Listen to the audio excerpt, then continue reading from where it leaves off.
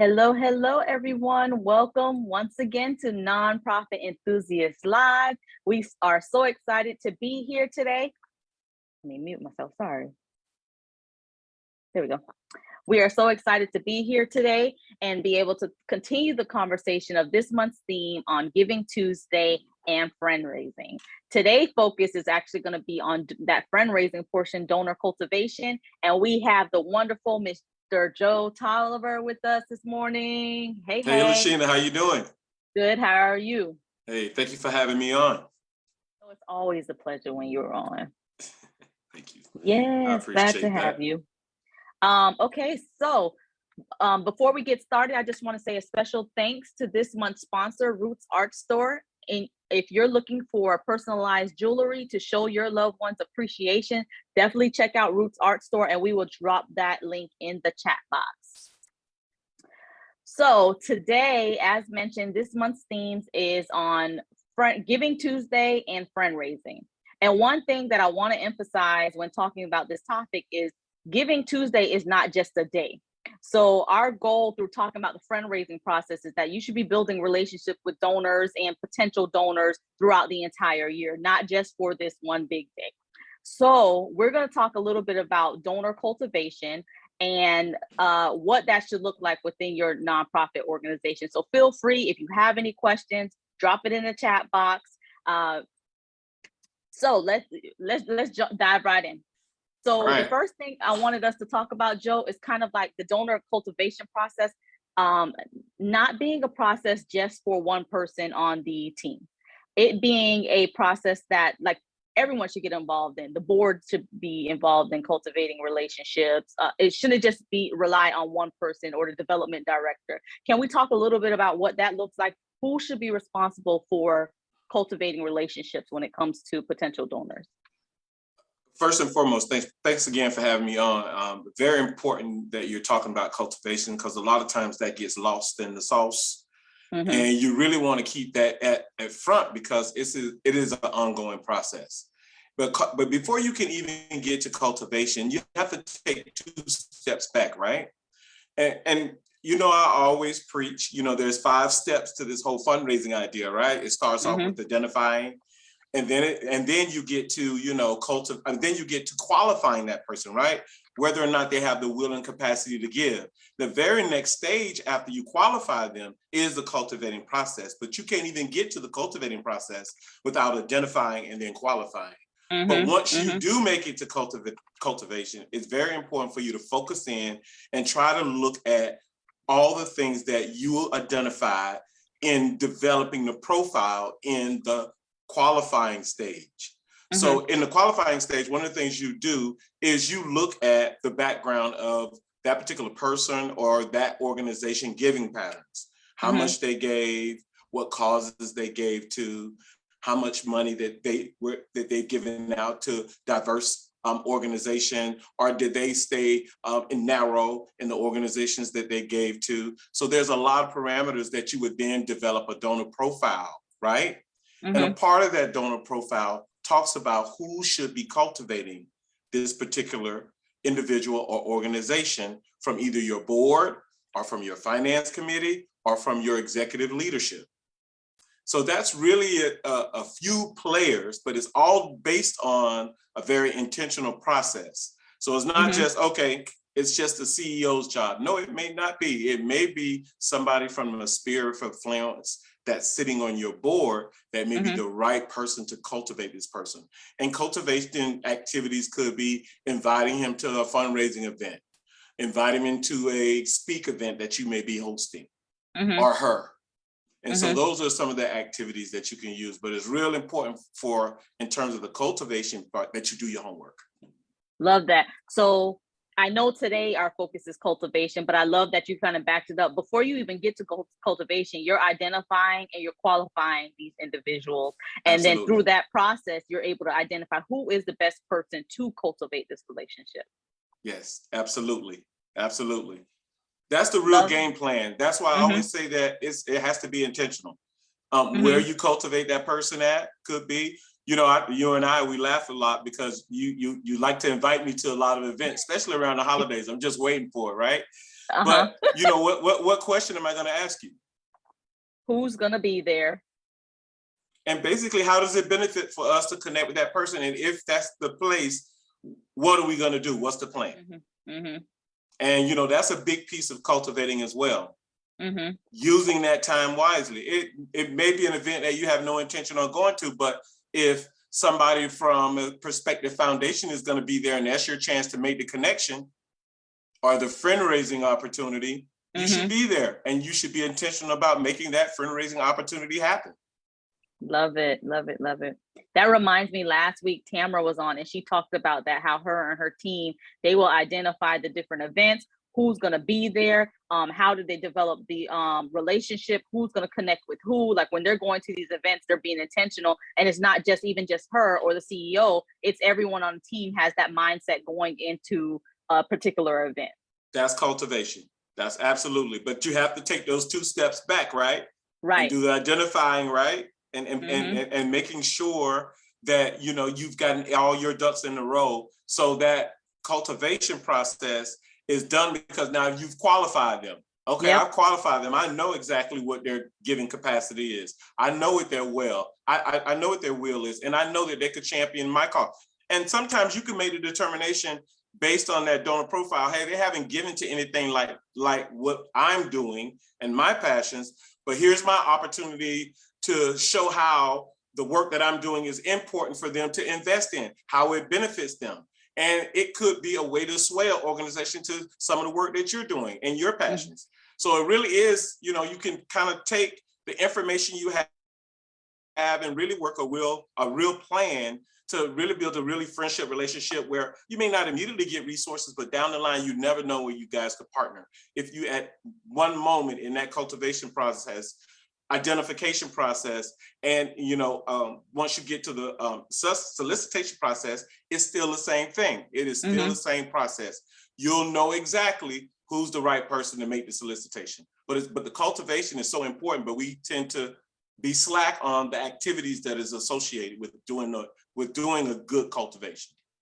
Love it. So let's talk about some of those activities. So I want to start out by talking about the basic activities. So like in the cultivation process. So that might be meetings, getting on the phone, writing an email. Can we talk a little bit about what those basic processes first? And then we'll get into like being able to engage through volunteer opportunities and other ways to kind of cultivate. But I want to kind of start with the basics, and then we kind of build up to other ways to kind of continue to cultivate relationships. Typically in your fund development plan, you'll have cultivation activities, right? Those activities really is circled around being able to, the first 2 steps that we talk about, but then able to use that information to really come up with a plan. And some of those cultivation activities can be as simple as inviting someone to Starbucks to talk about your organization for 20 minutes. Ask them for 20 minutes of their time and you're ready to go. You have your program logic model ready. You have your fundraising activities or sponsorship opportunities available for them to see. And you're really going there for something intentional, right? Oftentimes, if you do that, you may find that will yield you the results that you wanted or yield you different results, but it gets you a introduction, right? In front of that individual or that organization. That's so important. So can we, because I know with the pandemic occurring, a lot of communication and meetings are happening virtual. And a lot of times as an organization, we might opt like, hey, if we could get virtual, it saves us more time. We don't have to travel, you know, all that. Can we talk about the importance of that in-person connection with, especially when it comes to cultivating? Yeah, I mean, we cannot help what happened during the pandemic and how we had to live. But the ultimate way to make real friend-raising connections is face-to-face. And especially in settings where folks are comfortable. And sometimes you have to design those settings for those folks to be in the room, right? First, you have to have a draw to actually even get them in the room. Why would we get this type of leadership or this type of organization to come to something that we're giving? What's the draw? So, you know, that's another fundraising kind of component we'll have to get to in the next one. But it's this very same kind of concept you have to have with the friend raising and those opportunities. What's the draw? Like, what's the draw for that particular person? What's the benefit? You know, so I do think you have to be very intentional about what kind of settings that you want to bring that person to. Mm-hmm. Love it. So before we get into how we could connect volunteer opportunities as a part of the cultivation process, I just want to pause really quick, take a moment. I see we have some, hey Chuck, good morning. Thank you for joining us. Hi Elvis, nice to see you. Please, if you have any questions, drop it in the chat box. And we're going to continue this conversation on cultivation. And we're talking about cultivation today, but then next week, Ms. Debbie Pedraza is going to come back on and talk about the stewardship process. So these are different tools that you can use in your toolbox when building relationships with your. That's my favorite. That's my favorite. I know it's your stewardship. Because all it is a continuation of the cultivation process. That's all stewardship is a continuation of the cultivation process. So it is definitely my favorite. And I always say, if you get the stewardship, you definitely had a good experience in the solicitation phase, right? Yep. So let's talk about volunteer opportunities, being able to engage through that cultivation process, inviting donors to serve on committees, maybe participating in a project, doing ongoing volunteer opportunities to be able to continue to stay engaged with the donors. Well, you know, some foundations actually require for your nonprofit to even apply for any of their funds, for you to give their staff opportunities to volunteer. Mm-hmm. So, you know, when you think about, you know, that is something that is really important for our organizations in this economy that we have, their social responsibility arm of that particular organization. And that was UPS. I know that they used to do that. But there's other opportunities. I think organizations are looking for opportunities for their employees to be hands-on. Mm-hmm. And really, they're doing it in a way where they can really touch the on-ground types of organizations, the more grassroots types of organizations. So I do think it is a trend forward towards that type of philanthropy. Love it. And then just being able to allow them to engage. And I think there's a difference when you're building the relationship, but for them to come out and see what you're doing, be a part of what you're still doing, using their skills to help support what you're doing. You know, I think it makes a difference. Yeah, it's the buy-in. It's the buy-in. And then that in turns allow your organization to apply for foundational funds at those corporate organizations. And I always think that's great for new organizations. And I talk about what I consider a new organization is somebody with $100,000 budget or less. And also, you know, under 3 years. I think what those types of funding opportunities gives you is also, you're now on the radar scope to national organizations that work in local communities. And that's great to now be on that. That's a friend-raising opportunity. Your staff working with their staff, we get to know each other on the executive level, on the workforce level. It's just a different type of friend-raising that you can't really get in any other space. Love it. Chuck says we serve donors too, not just those who receive services from our organizations. That is so true. Mm-hmm. Yep. Absolutely. So let's talk a little bit about how we can use our programs and events to cultivate donors, you know, like whether it's bringing them on tours to meet those that we serve, recognizing them at galas, holding special events for our donors and volunteers as opportunities to continue that cultivation process. I'll tell you a cultivation process that had to do with a capital campaign to build a community empowerment center. Mm-hmm. And this is a particular project that I was involved in, where we would take tours of take individuals and corporations on tours of the individual community that we were developing the empowerment center in order to cultivate not only a relationship with us, but also a relationship to their giving. So in other words, if they were giving to this empowerment center, here's the community that you would be benefiting. And so that is a great way to cultivate on a community level, and also kind of get your ducks in a row for folks who have the will and the capacity, right? They have the will and the capacity to do the work. You've done the donor profile, you've seen their giving pattern, but here you are trying to now convince them to give to your cause, which may not be something traditionally they gave that they would normally do. So here's an opportunity to brighten and open their eyes to what the possibilities of this community would look like. And then in turn, they can make a more knowledgeable decision about how they want to give, what they want to give. And it really is something that worked. I must have did over 200 tours. Wow. Yes, corporations like Publix, Walmart, all the way to small churches, sorority, it was just a variety of folks. Because folks could be a part of the capital campaign as simple as buying a brick to be installed, right? At the lowest amount of $200, and they can leave their family legacy at this community space that, of course, they've gotten a chance to see why this community space needs to be in this community. So it was the pride and do that. They could get all the way to naming the building at $2 million. So it's that's awesome. Yes, it really is an opportunity to put your stamp on a community. And it's an opportunity to develop relationships that wouldn't have normally happened if it was not for some of those types of activities, of cultivating activities. Love it. So Chuck says donor engagement is key strategy to implement beyond 2020. Yes, and then donors want to be engaged, not just funders. Find out what their interests are. That is so true.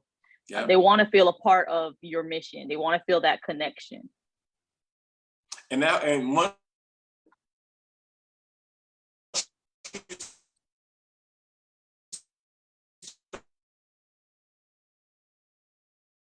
Uh-oh. Joe, you froze on us. Donor profile, you'll start to look at all different activities, whether they're volunteer now. Can you hear me? I can hear you. Can you hear me? Okay, yep, I can hear you. But yeah, we're having a little inclement weather here in Orlando. Yes, we are. Yes, so that. yeah. So we got a little flickering going on. I apologize. But maybe I help a little bit if I just not use the video. Yeah, that works. Okay, all right. So I was talking about before I went out. Do you remember the last thing you guys heard? I think you were just segueing into the profile and so you just like literally right when you. Oh, I was talking about the donor profile, how important. Yeah, when you start to develop the donor profile, all that type of information is included. You know, what volunteer opportunities that they have taken up on, or that individual has taken, what clubs or boards that they sit on. So you know all this information. And that's where you can also find information. You see this guy sit on a particular board, you might know a particular board member that knows that person. Hey, that could be your connection point. So it's all kinds of ways to use the identifying phase of fund development to help with the cultivation phase. It really does support those activities. So what about using donors, like their expertise and advice, like using them beyond, like engaging donors beyond just financially?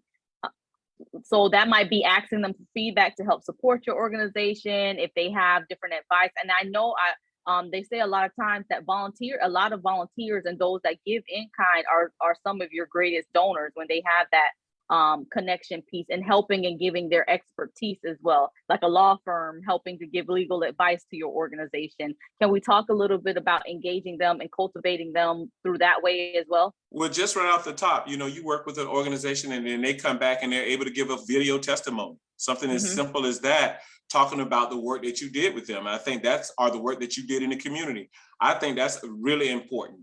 And one of the things I try to tell a lot of organizations is to do your best not to be the best kept secret. You really have to work hard to invest in promoting the work that you're doing. And sometimes your donors and your volunteers can be the best carriers of that message.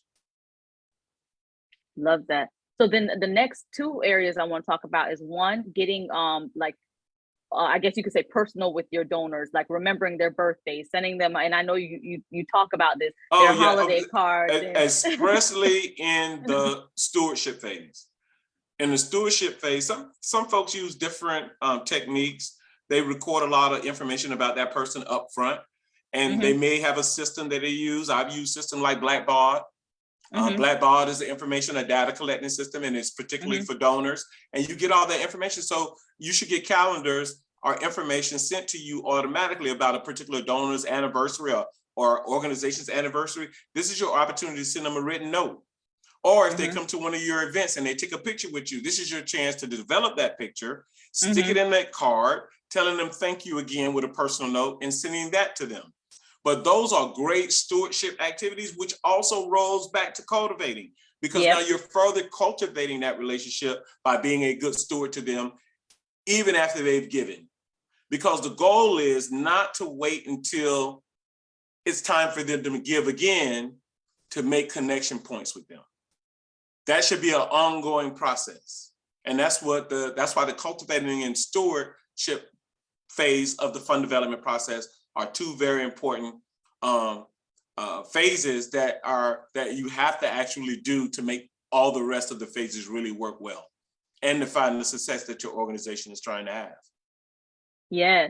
So we talked about a few things here, and I just want to see if you have any other areas that you want to cover. So we talked about the basics of donor cultivation, picking up the phone, setting up those meetings, engaging them as volunteers, providing opportunities for them to connect through, maybe it's through providing their expertise through services and so forth. And then talking about also getting personal with the donors. Their birthdays coming up, wish them a happy birthday. You all may have some commonality that you found through a conversation that you remember, like, hey, what your kid's anniversary or something, something along those lines. Remembering those personal touches and making sure that you recognize a donor for that. And those are great surprises when you remember those things, or when I get a hey, happy birthday from out of the blue from an organization that I didn't even think knew. It is a great surprise, and it's long lasting, and it's something memorable. So when it is donation time, you know exactly who you want to and think about this. Think about this strategy. What if you did an angel advocate, or you did an ambassador, and at your event you acknowledge and awarded someone for doing good work around the industry that you're in, whatever your nonprofit is about, and you're able to acknowledge them. Think about now and then, when that person is awarded, you tell that person, hey, you're on the committee now moving forward to select the next group of folks. How intentional and how closer you're bringing that person that you awarded in to your organization. So that's kind of like high tier friendraising, I would call it, because now you're looking at, hey, I'm going to give you a Trailblazer award, but now I want you to be responsible for selecting the next Trailblazer. So now you have this high-end person who's been committed to the community, who you acknowledge, they brought their influence in, and now they're going to be the person who selects the next person to be you got them bought in year after year after year. Yes, I love that. So then they become a big network, and then you're able to tap into their resources. Maybe they own a marketing company. Maybe they own, it's just a beautiful opportunity when you think about and you're intentional about cultivating relationship, whether it's for volunteerism for your board or whether it's for your fundraising activities. It's so important to use that cultivating these techniques to get those people on board, but get them on board in a significant way. Love it, love it, love it.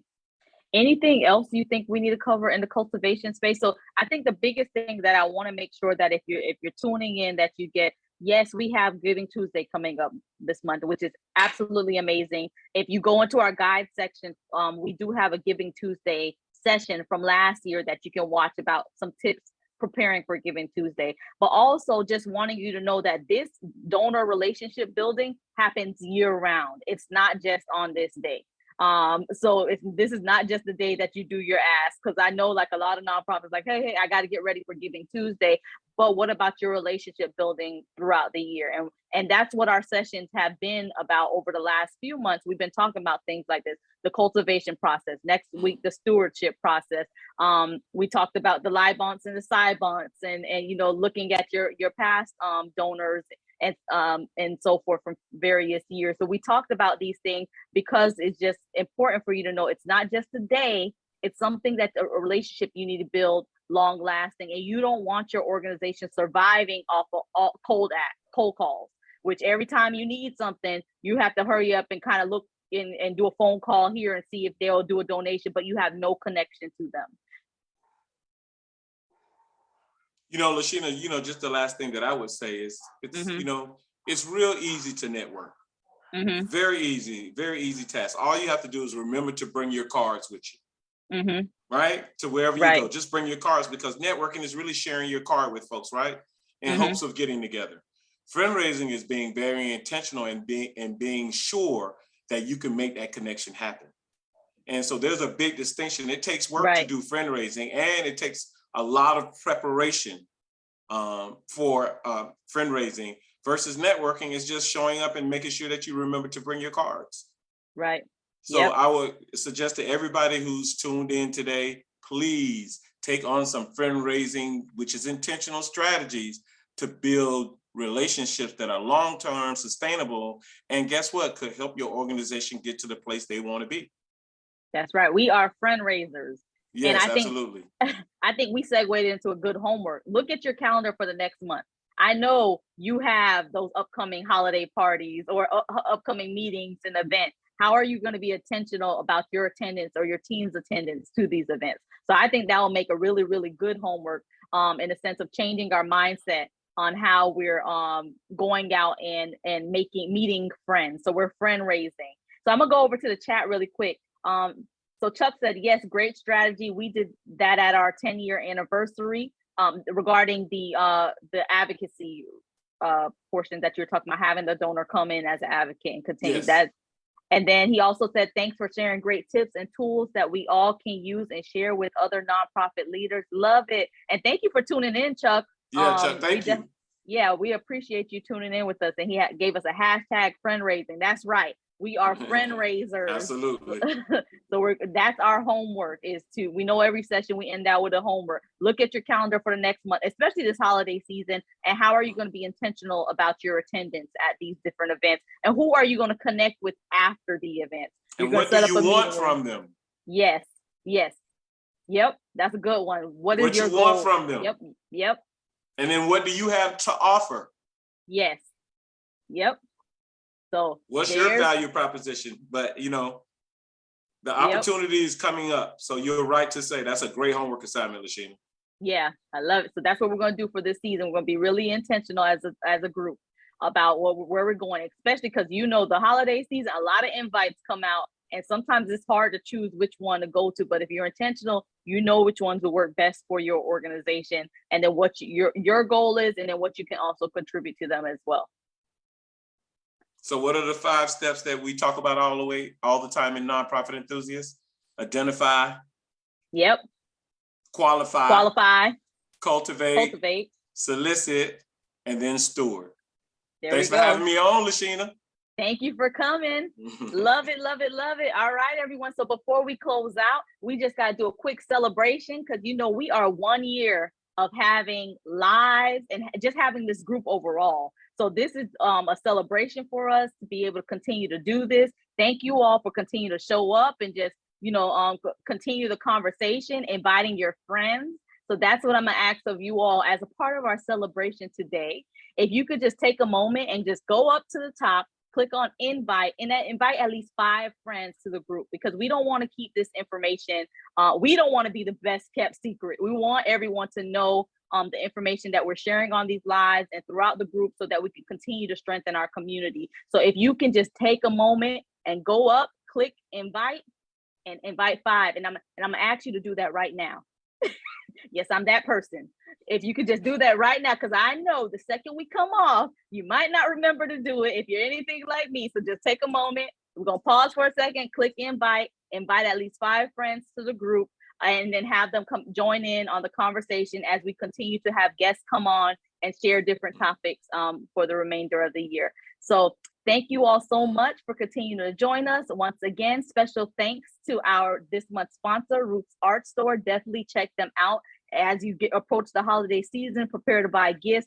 Definitely check out Roots Art Store. I'm a big believer in supporting those that support our community, and we appreciate them for taking that time to allow us to continue the conversations this month and donating to us. So please make sure that you check them out. Other than that, we will see you all next Thursday. Bye, everyone. All right, Lashina, bye. Thank you, Joe. Bye.